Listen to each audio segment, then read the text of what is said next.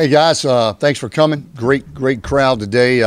Big day for us. First press conference, I guess, to start the season. Before I sort of start with some opening comments, Scott Foreman wanted me to relay some information that the RCAF just surpassed the $2 million mark for the first time ever. I think it's something like $2,077,000 at this time. So what a feat, not only for our university, for our athletic department, but for our community, for the way they have reached out and supported our athletic program. Great things ahead for our athletic program, as you can see the success that our entire athletic program has had this past year. So really appreciative to our community, to our fans, our alumni, and everybody that made that happen. Hey, moving forward now to the Southern game, you know, it's been a long camp. I was talking to somebody the other day. Most universities have been in school already for a week, maybe some 2 weeks. So our guys really had 3 weeks of camp, which really made it long because we had them from early in the morning to late at night for 3 weeks. Some kids only had 1 week and then they started normal class schedule. It allowed us to get a lot of work done. I feel like we've had ample time to prepare.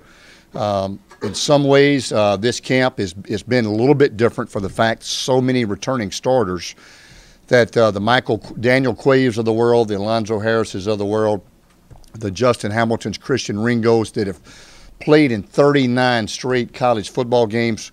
We didn't necessarily come into camp and just beat them to death. They got some scrimmage work early in the first scrimmage, and from that point on, didn't get a lot of live work. And that was a little bit of the method to the madness, was making sure we get those guys to the first game. We felt like we've got a lot of key starters, and if we could get to the first game, get them to the race with those key starters, we would have a chance to be effective.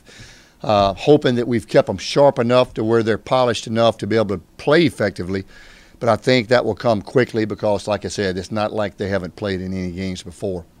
When you go back and look at the way camp went, Terrence Broadway is spinning the ball right now as good as I've ever seen him throw it, especially last night. You know, we've had 2 out of our last 5 days off, and he came out last night with a refreshed arm and was slinging the ball around the park. Really impressive. Receivers catching the ball impressively. Defensively, running to the football. Our front on the defensive side of the ball will be the strength of our team. I hope we can get some pressure on the quarterback.